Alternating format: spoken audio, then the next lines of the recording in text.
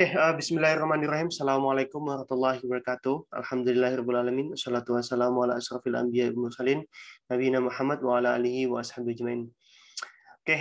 Teman-teman sekalian, ketemu lagi dengan saya Ahmad Azhari di kali ini pada materi terkait dengan game development. Nah, ini pengantar terkait dengan pengembangan game yang nantinya akan saya ampuh selama satu semester ini. Kita langsung saja share screen. Sebentar, saya coba share screen terlebih dahulu. Pada pertemuan kali ini sebenarnya saya akan lebih banyak bicara terkait dengan ya apa sih sebenarnya game itu, kemudian gimana sih penerapannya di dunia nyata, dan mungkin lebih banyak ini ya kaitannya dengan apa sih manfaat dari game tersebut dan kenapa sih game itu dibutuhkan. Nah, kita langsung saja. Semoga sudah terlihat ya. Nah, ya ini sudah terlihat. Ya pada intinya sebenarnya banyak sekali penelitian terkait dengan video games atau games mobile ini ya. Nah, karena memang sedang maraknya terjadi, maka cukup menarik untuk kita bahas sebenarnya. Kenapa sih? Apa sih efek dari video games ini atau games mobile ini? Sebelum kita masuk ke bagaimana kita harusnya ataupun bagaimana tahapan dari pengembangan game tersebut. Penelitian terkait dengan bermain video games ini bahkan bisa dikatakan banyak dilakukan oleh para peneliti, ya, baik di dalam negeri maupun di luar negeri.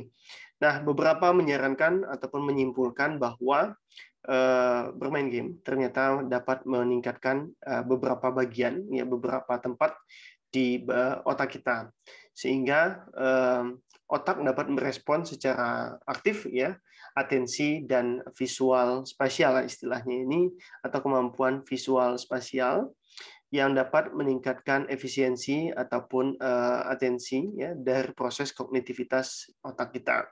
Nah, menarik sebenarnya, apa sih sebenarnya yang nantinya akan terjadi? Apakah berarti ketika kita bermain, ya, ataukah harus bermain sebanyak mungkin? Nah, ketika kita bermain, otomatis otak kita berada dalam kondisi aktif, ya, kondisi aktif, dan berarti atensi kita juga semakin meningkat, dan juga otomatis relaksasi kita juga semakin meningkat.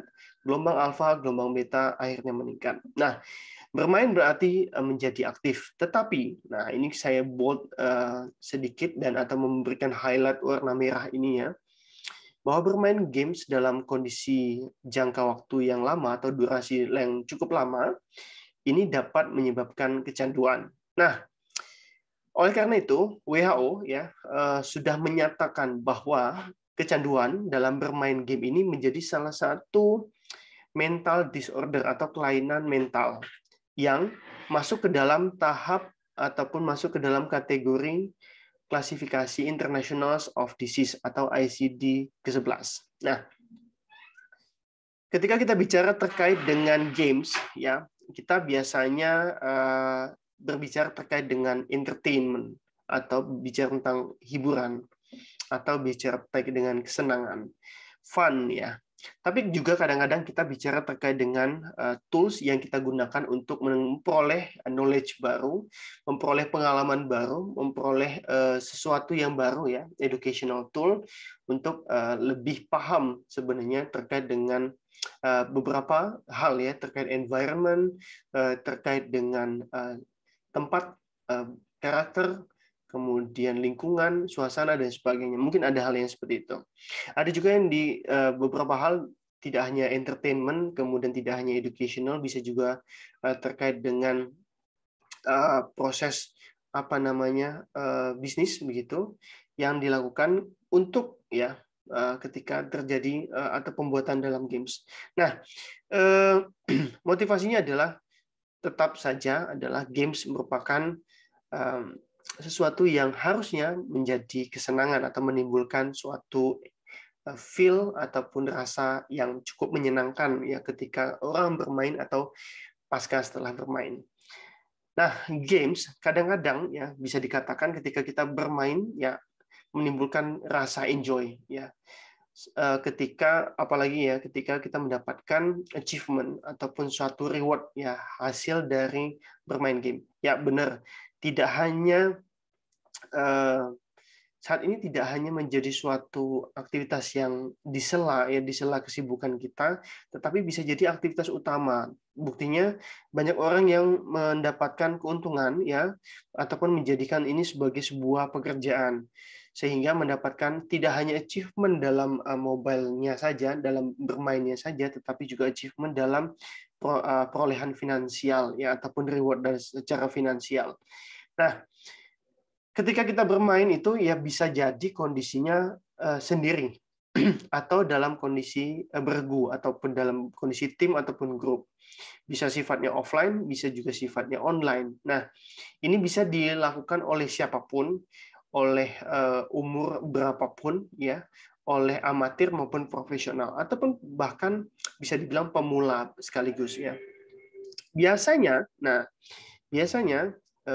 kita akan menemukan pertanyaan dasar adalah apa sih sebenarnya inti dari game? Apakah memang hanya terkait dengan permainan apps yang sudah ada di Play Store ataupun di App Store begitu, ataupun hanya terkait dengan yang sudah kita ketahui selama ini? Mungkin kita memperluas knowledge terlebih dahulu terkait dengan game. Nah, sebenarnya game ini ya kalau bisa dikatakan atau istilah kita adalah permainan. Nah, permainan ini tidak mesti sifatnya adalah berbasis digital ya, tapi juga bisa berbasis konvensional atau melibatkan tools secara dunia nyata. Nah, contohnya adalah mungkin definisi dulu ya kita sebelum ke contoh. Definisi yang paling relate adalah ketika kita bicara terkait dengan games atau permainan adalah bagian universal, bagian yang paling universal yang melibatkan experience human ataupun pengalaman ya dan cultures. Nah, ini terkait dengan culture. Jadi permainan itu bisa jadi sesuatu yang sudah melekat di kehidupan kita, di budaya kita begitu. Jadi tidak hanya sesuatu yang bersifat digital. Contohnya adalah kalau di sebelah kanan itu banyak ya, ada catur, ada kelereng, ada apa ini domino ya, ada juga beberapa permainan lain. Nah, ini tentu saja melibatkan namanya experiences orang ya, dan hal ini juga biasanya melibatkan culture atau budaya atau kebiasaan dari suatu kaum, suatu adat, suatu masyarakat sehingga terciptalah suatu permainan. Ya, kita bicara permainan tentu saja di setiap daerah begitu banyak permainan yang dapat kita jumpai ya. Oke, kembali ke definisi game di mana game ini merupakan ya definisi lain adalah merupakan aktivitas ya. Berbagai aktivitas yang memiliki ataupun yang ketika dieksekusi atau memiliki tujuan yaitu adalah pleasure atau kesenangan dan yang tidak membuat orang pusing ataupun bingung ketika melakukan permainan tersebut. Contohnya, ketika orang ingin memainkan permainan dance ataupun tarian, joget dan sebagainya, ya dancing, ya maka orang cukup menemukan bahwa playing musical instrument, kita cukup dapat bermain dengan beberapa alat instrumen, ya. Kemudian kita juga age in place, kita seolah-olah juga harus ada mengikuti gerakan ataupun mengikuti tutorial atau mengikuti karakter tertentu, atau kita bisa seolah-olah melakukan gerakan itu secara langsung. Atau kita bisa juga bermain dengan karakter yang tadi ya, with doll ataupun sesuatu yang sesuatu yang perlu ataupun bisa digunakan sebagai role model. Nah, definisi lain ya itu juga merupakan berbagai macam structure form ya ataupun bentuk yang terstruktur, jadi permainan yang terstruktur dan memiliki pengalaman ya yang berbeda yang telah dilakukan sedemikian rupa dan memiliki aturan di dalamnya sehingga juga memiliki goal ya di akhir permainan tersebut. Nah, Apalagi ya, mungkin itu ya terkait definisi. Dan ya, secara tidak langsung games ini menginvolve ya, meningkatkan mental maupun fisikal ya, secara stimulus ya, secara langsung atau tidak langsung. Kemudian beberapa games juga bisa kita dapatkan secara langsung, dapat menggerakkan atau menstimulasikan tubuh ya, sehingga dapat meningkatkan skill praktikal kita. Kemudian dapat sebagai salah satu layanan untuk exercise ataupun olahraga ya, dan juga dapat digunakan di beberapa kondisi, termasuk ketika di beberapa bidang, maksudnya itu adalah educational, simulasional, ataupun dalam posisi untuk role psikologi ya. Jadi beberapa penerapan ataupun practical skill yang bisa diterapkan ya, tadi diantaranya adalah untuk exercise juga ya, kemudian untuk educational juga, untuk simulasional juga, kemudian untuk psikologikal juga. Nah, game sendiri merupakan objek terdiri dari beberapa objek yang memiliki komponen penting dan aturan ya, aturan main dengan beberapa kriteria yang telah ditentukan sebelumnya. Di antara kriteria dasarnya adalah di sana ada rules, ada aturan ya, aturan yang mengikat. Kemudian ada tujuan nih, goalnya apa nih ketika kita bermain game. Yang ketiga ada juga always changing course alias chance atau kesempatan. Kemudian juga melibatkan kompetisi atau daya saing kita. Kemudian juga ada common experience ya, ataupun experience pengalaman yang umum dilakukan. Kemudian ada equality, kesamaan, freedom, ya, kebebasan, activity, aktivitas, dan juga dapat secara langsung kita dapat terjun langsung ke dunia yang kita ciptakan atau computer generated world ya, ataupun dunia yang diciptakan untuk game tersebut. Dan secara tidak langsung bisa dipastikan tidak memiliki dampak di kehidupan nyata. Nah, di antara komponen-komponen itu mungkin key-nya ataupun jadi kunci utamanya adalah goals ya, goals, kemudian rules, kemudian challenge dan interactions. Nah, mungkin itu kategori-kategori yang penting untuk kita garis bawahi ya. Ada goals, ada rules, rules aturan, kemudian challenge ya, dan interactions. Oke. Game sendiri ya, kalau kita bicara terkait dengan key komponen tadi, setidaknya game ini memiliki beberapa karakteristik ya. Roger Kalos ya mendefinisikan bahwa permainan atau game itu merupakan aktivitas yang wajib memiliki beberapa karakteristik. Pertama adalah fun, ya. Yang kedua adalah spirit. Yang ketiga adalah uncertain, yang keempat adalah non-productive, yang kelima adalah governed by rules ataupun dituntun berdasarkan aturan, dan yang terakhir adalah fictitious, ya, fiksi maksudnya.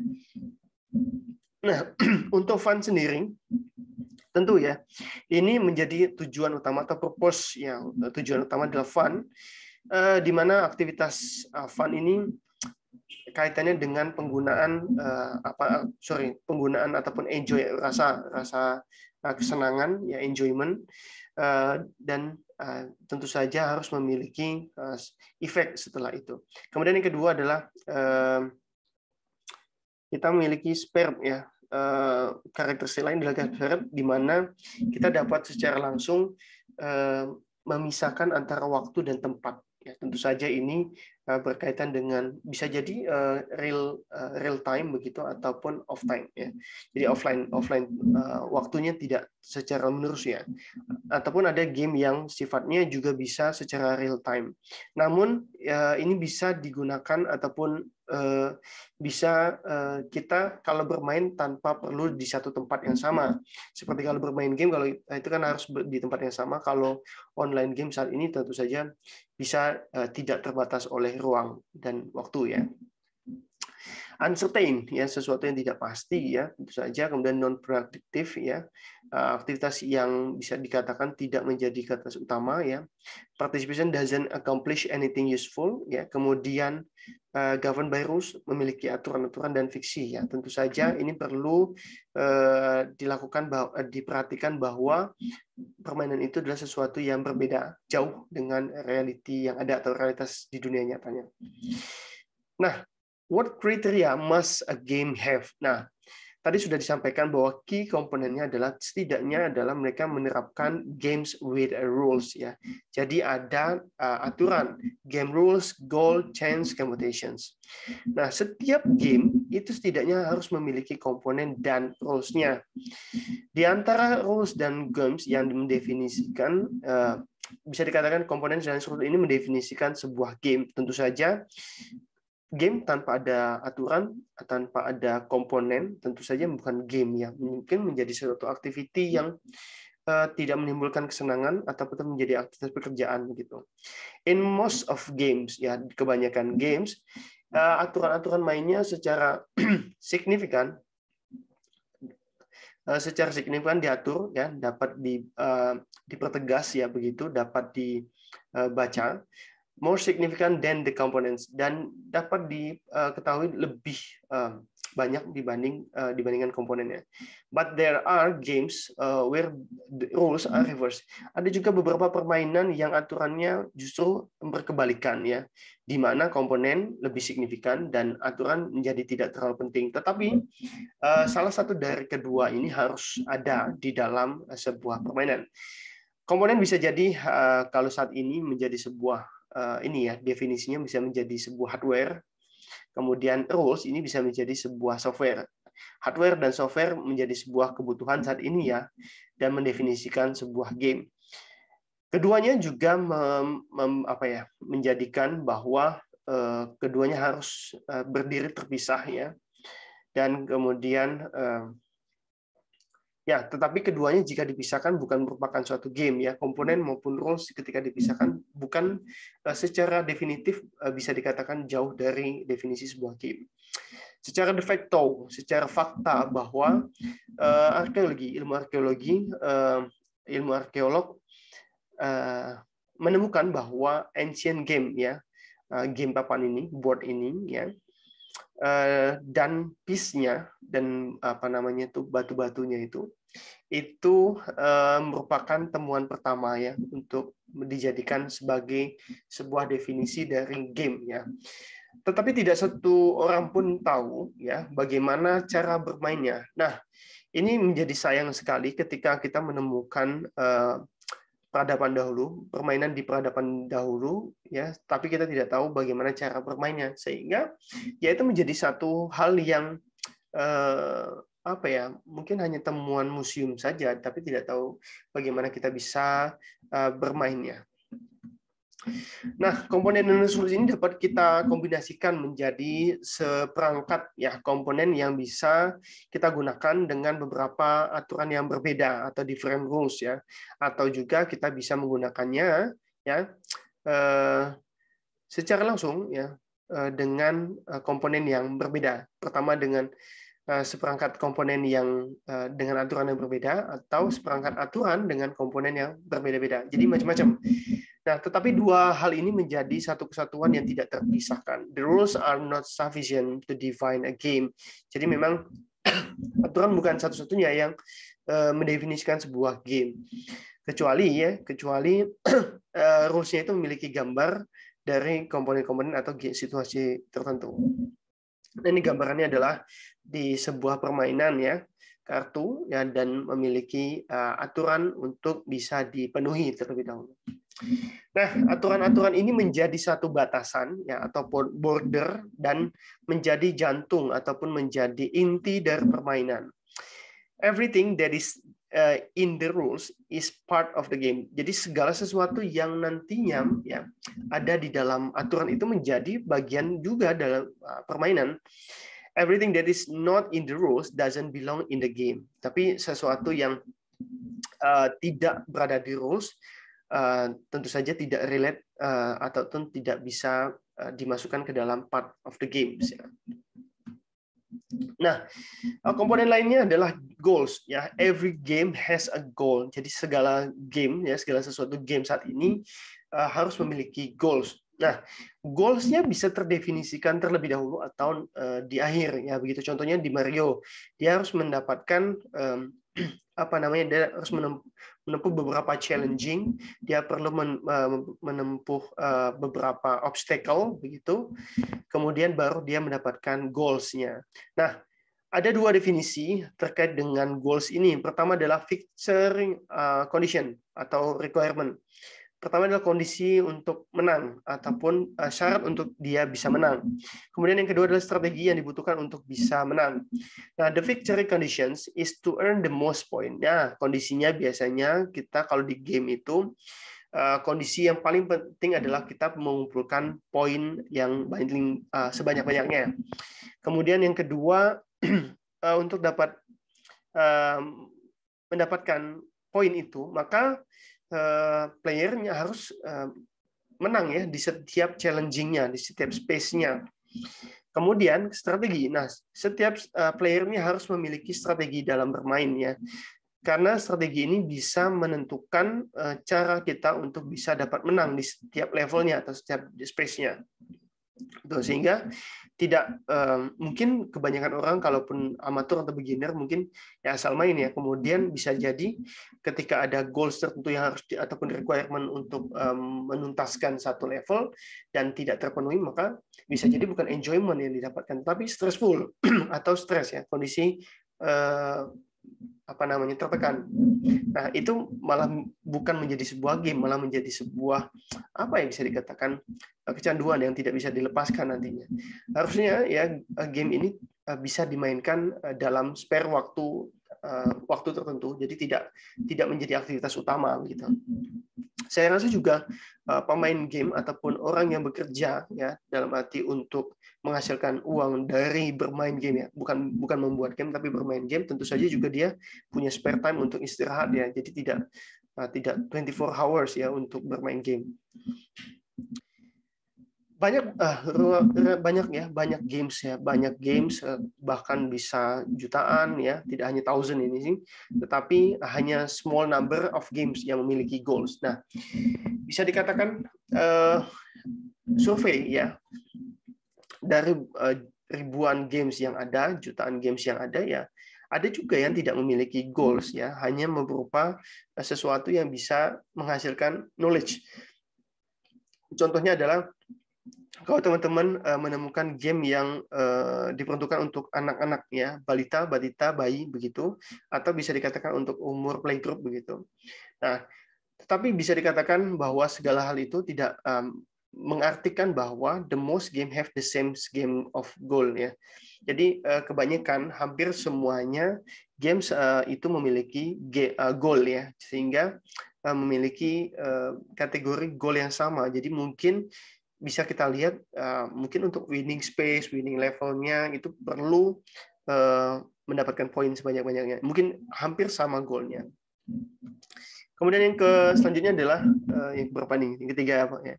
Chance ya, ataupun kesempatan. You can play a game any number of times. Bisa berapa kali kalian mau coba, bebas. Namun ya, the course will always be different. Nah, setiap kali kalian melakukan percobaan, melakukan kesempatan, mengulang kesempatan, maka bisa jadi itu berbeda-beda. Playing is experimenting with chance. Otomatis begitu ya. Bermain itu adalah sesuatu kesempatan dibandingkan dengan kesempatan ya. Jadi kita punya pengalaman, kemudian kita punya kesempatan. Ya, oke, kita lanjutkan kembali ya. Terkait dengan tadi bermain tentu saja memiliki experimenting ya, dengan merupakan salah satu kegiatan yang eksperimental yang tentu saja melibatkan peluang atau kesempatan. Nah, peluang di sini ya, ini bisa menjadi sebuah experience ya, will be experience menjadi sebuah pengalaman ketika bermain game ya, bisa ya faktornya ya bisa jadi keberuntungan atau lucky ya, bisa juga bad luck ya.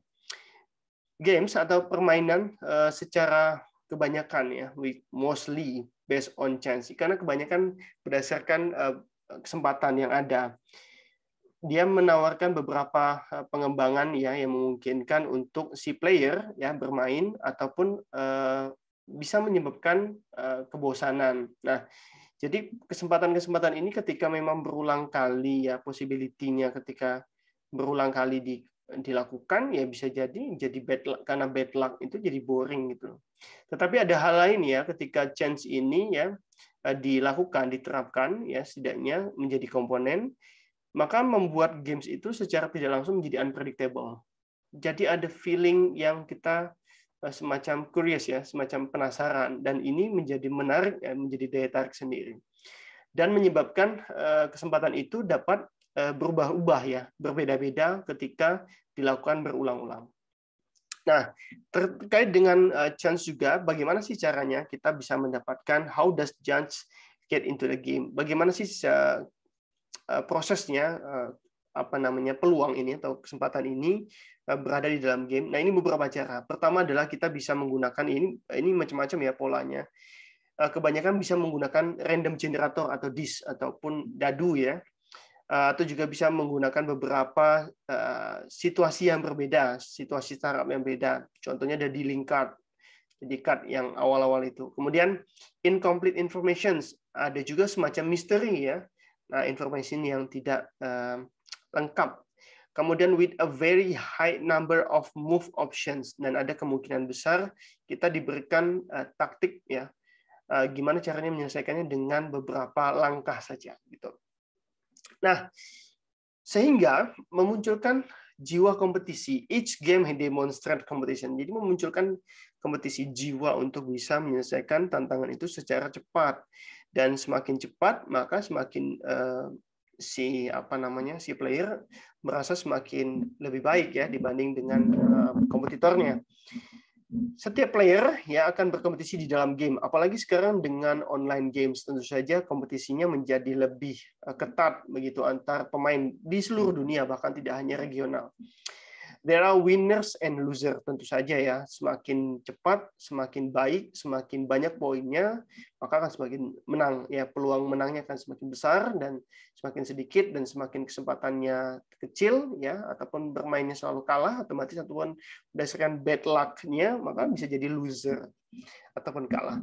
Even in cooperative games ya, tentang online games tadi ya, ataupun games yang dimainkan secara bersama-sama, secara tim ya, maka kompetisi tentu saja eksis ya.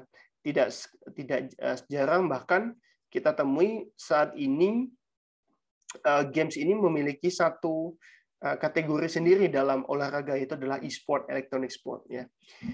Nah, kriteria kompetisi ini juga menjadi alasan ya kenapa ya difficulty ya dalam sebuah pengembangan game itu menjadi sangat menarik ya. Nah, kemudian bicara terkait dengan hal itu, kita bicara kenapa sih bermain game ini menjadi penting. Bad effect, good effect. Nah, kita akan bicara terkait good effect. Mungkin bad effect ini bisa dikatakan menjadi sesuatu yang karena tidak reliable ataupun tidak menjadi fleksibel ya, tidak menjadi fleksibel dengan waktu ya, sehingga menjadi lebih mendekati condong ke adiktif, jadi kecanduan. Kalau kita bicara terkait dengan bad effect, tapi kalau kita ingin bicara terkait dengan good effect.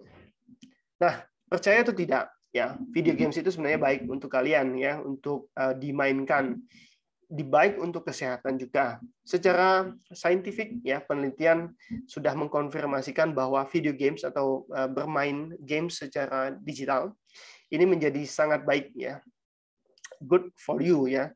Seperti e-sport pada umumnya atau video games pada umumnya, dan beberapa hal ya, beberapa fakta lainnya mendukung ya bahwa ini menjadi satu temuan sendiri, which will get into a second support the finding. Jadi menjadi sebuah temuan sendiri ya. Bahkan kalau dulu kita bisa bicara terkait dengan mitos, bukan mitos ya, lebih ke border ya, batasan ketika seorang bermain game. Don't sit too close to the TV. Jangan dekat-dekat sama TV ya, nanti matamu rusak begitu. Stop wasting your time playing a game, go outside. Jadi sudahlah, jangan main game terus, jangan buang-buang waktu untuk main game, pergi keluar sana buat main sama teman-teman. Karena memang realitanya saat ini ya memang orang lebih senang untuk duduk diam di rumah ya, karena memang yang dekat menjadi jauh, yang jauh menjadi dekat begitu kan. Karena memang close friend-nya bisa jadi menjadi online friend ya, teman jauh ya begitu. Nah, alasan inilah yang akhirnya menjadi apa namanya slogan ya, bahkan muncul eat, sleep, game, repeat, eat, sleep, game, repeat, karena menjadi satu hal yang menarik untuk dilakukan atau menjadi sebuah feeling guilty ya, feeling curious ya, penasaran. Akhirnya setelah makan tidur main game lagi dan diulang.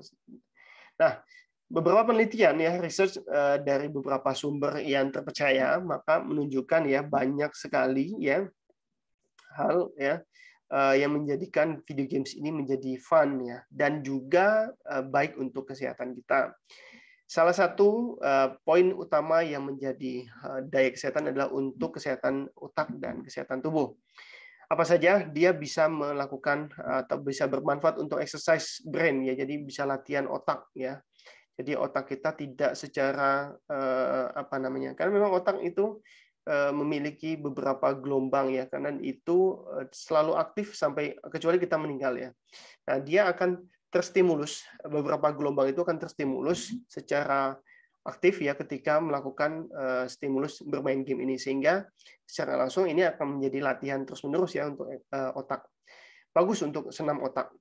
Kemudian yang kedua adalah they help with real world problem solving. Jadi mereka menolong membantu permasalahan di dunia nyata ya, sehingga dapat terselesaikan.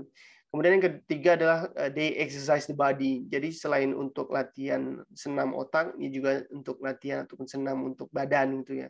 Jadi ada juga yang seperti ayo dance dan sebagainya, dia akan menggerakkan badan ya, tubuh kita. Day over, yang terakhir adalah day over the other physical benefit. Dan ada beberapa keuntungan fisik lainnya ketika game ini dimainkan. Nah, yang pertama terkait dengan exercise the brain, main studi ya, penelitian yang dilakukan oleh Max Planck dari Institute for Human Development dan Charité University Medicine St. Henrik di Jerman ini menemukan bahwa playing video ini dapat meningkatkan gray matters ataupun apa istilahnya, ukuran ataupun meter bar ketika kita mengukur ibarat ini ya, timbangan ya, ada ukuran gray-nya, abu-abunya ya. Yang secara basic ini dapat menunjukkan bahwa ini adalah size of your brain. Jadi aktivitas dari atau ukuran dari aktivitas brain kita. Dan ini juga membantu kita untuk melakukan refreshment atau refinement terkait dengan proses pembelajaran kita, dan hardwired skill yang menjadi sebuah skill baru ya. Dan in layman terms ya, jadi menurut layman ya, bahwa playing video games ini juga dapat secara langsung berdampak ya, dan berdampak langsung atau tidak langsung ke berbagai regional di otak kita ataupun di beberapa tempat di otak yang menyimpan memori ya, spatial orientations, kemudian information dan motor skill. Nah, beberapa penelitian juga reinforce ya, mengklaim ya bahwa bermain game ini juga bisa seperti exercise ya, bisa mengimprove, bisa meningkatkan kualitas hidup ya. Setidaknya 30 menit per hari ini menjadi dapat meningkatkan hidup ya, seperti halnya olahraga lah pada umumnya mungkin. Nah, sebentar ya. Oke, kita coba next. Oke, kita lanjutkan lagi ya. Ini ada sedikit jeda. Oke, karena setiap game memiliki kompetisi ya, membutuhkan kompetisi, dan tentu saja tadi yang disampaikan bahwa memang secara basically ini menjadi menarik ya untuk bisa kita improve. Nah, menariknya adalah ini menjadi salah satu hal yang bagus buat teman-teman bisa highlight adalah bahwa ini menjadi topik yang menarik untuk penelitian teman-teman, bahwa video game atau mobile game atau game development terkait dengan brain study itu bisa menjadi topik untuk penelitian kalian. Bagaimana video game kaitannya dengan addiction ataupun kecanduan, bagaimana efek baiknya, efek jeleknya, dan tadi yang sudah saya sampaikan mungkin bisa menjadi salah satu good topik risetnya.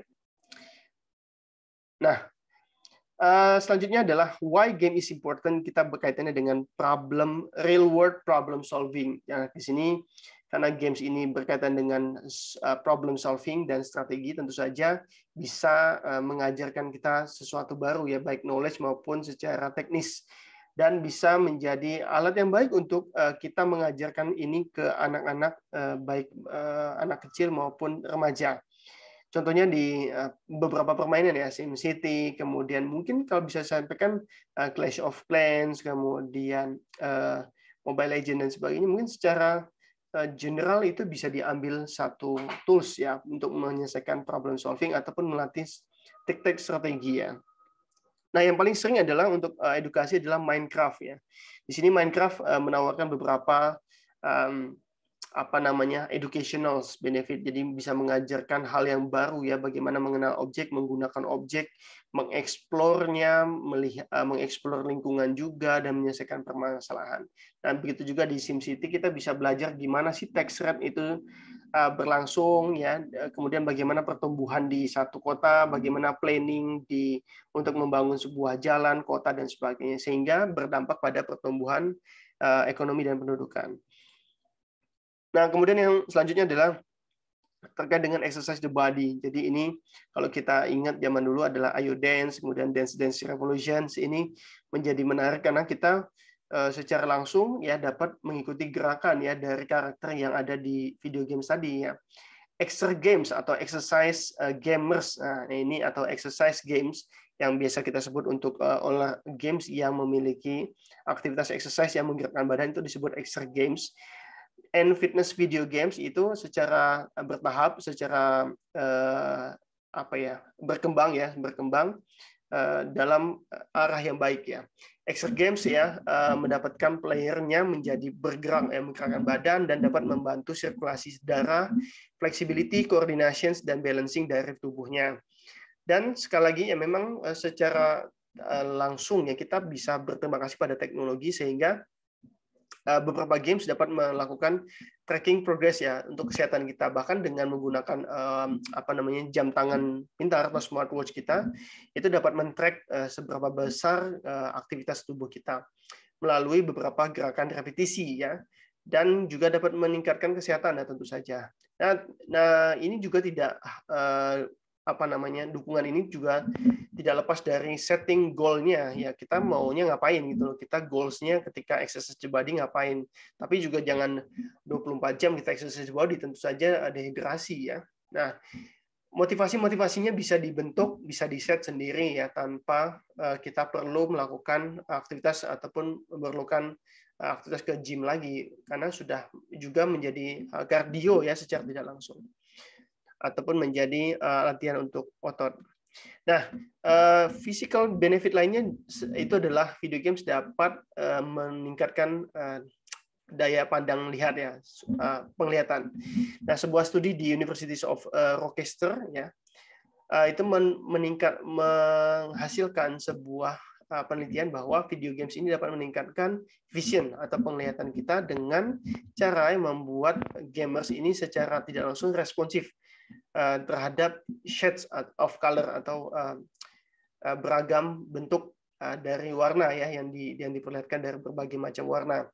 The same study, studi yang sama yang didanai oleh National Eye Institute ya dan Office of Naval Research itu menemukan bahwa players yang of action game ya, player yang bermain action game ya, ini seperti like first person shooters ya, seperti FPS, orang yang suka bermain dengan FPS atau sudut pandang atau seolah-olah dia adalah pemain utamanya, ini memiliki persepsi yang lebih baik ya, terutama dari kontras warna.